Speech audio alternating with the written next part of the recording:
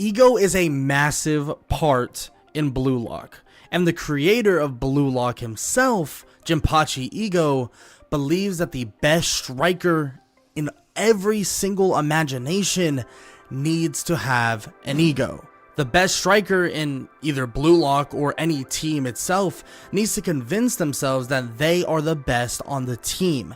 And with every possession, with every time the ball is in their hands, the game is good as won. It's over. That as long as they have the ball, they are convinced that they will win. That is how an ego is deemed in Blue Lock and in football in general. Or at least that's the way I see it. An ego in Blue Lock all revolves around you convincing yourself that you're going to make that goal no matter what. An ego is important. But what if I said having no ego could be the key to being Blue Lock's #1 striker? This might seem kind of insane and might seem a little bit counterintuitive, especially with what Blue Lock is. But I came up with this idea while I was doing a what if called What If Isagi Had Ultra Instinct. You might be thinking and might be sitting here like, wow, so you gave him a Dragon Ball Super ability / transformation. Well, that's not exactly what that is necessarily. Ultra Instinct is a martial artist more or less moving every single body part on their own without even a thought. Every body part reacts and basically moves on its own entirely. So that's what I utilized with Isagi.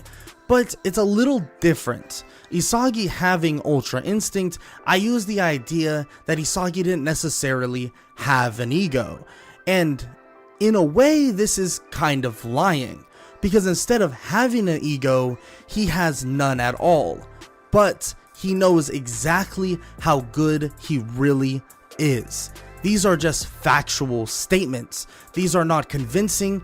You are not convincing anybody. You know you are the best. The skills you bring and the presence alone you have massively helps your team. And on top of that, you know that you, with your abilities, with your strengths, you know you could teach everybody on the field, on your team, how to get better, how to evolve.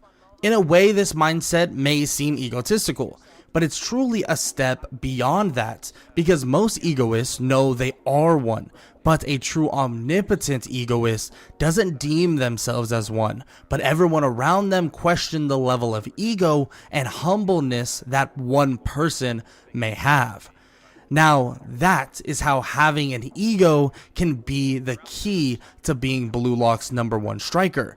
The one simple reason beyond that is when playing with the absence of an ego, or what I deem as an omnipotent egoist, you not only play for the goals of oneself, but for the evolution of the others that surround you. Because at the end of the day, the acknowledgement of your own skill being so far above and beyond your teammates allows for a true omnipotent egoist to get the best out of their teammates. Now, this may sound like an outlandish idea, and I'll be honest, I agree 100%. This is a pretty outlandish idea, because at the end of the day, for someone to gain this so-called omnipotent egoist label that I came up with myself, you would truly need to be in the place of a god. Compared to the gods of Olympus, the ones that all died by the hands of the god of war, Kratos, they all knew. They knew for a fact that they could kill Kratos, that they could end him, and that Olympus would reign supreme forever. At the end of the day, this would end up being false, but they were in such a position and such a standpoint that they were beyond just convincing themselves that the death of Kratos was just a formality. It's as if they knew the death of Kratos was a formality.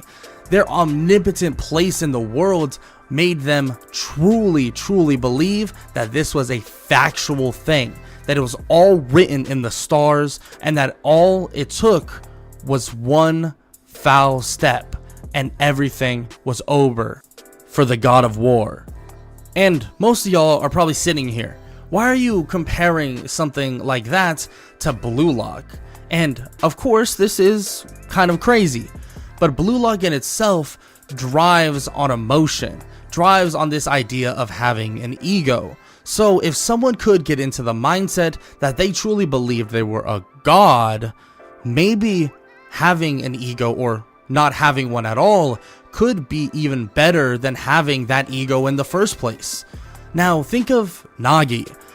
Isagi deemed Nagi the god of the field, or at least in the anime that's what he said at one point. And really, that's the closest we have gotten to someone being deemed as a god. Now, is there really someone in Blue Lock that could achieve this level of ego? Something that feels like the absence of ego, but it's just so many levels above someone's regular egotistical or egoist mentality? Well, I don't know. I'm not 100% sure. Could someone's level of ego morph and disappear into something even greater? Yeah, I don't know if that's 100% the way Blue Lock will go about it. But if it was me, the idea of having no ego would be a twist that I would not necessarily see coming. I guess that is a little counterintuitive, especially because I'm making this video.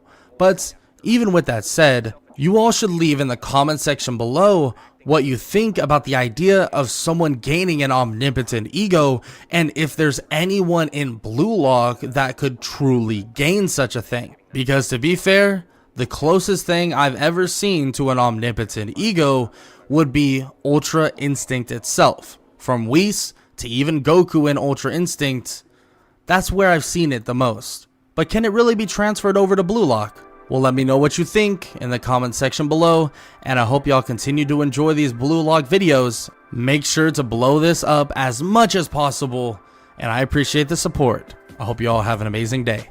Later.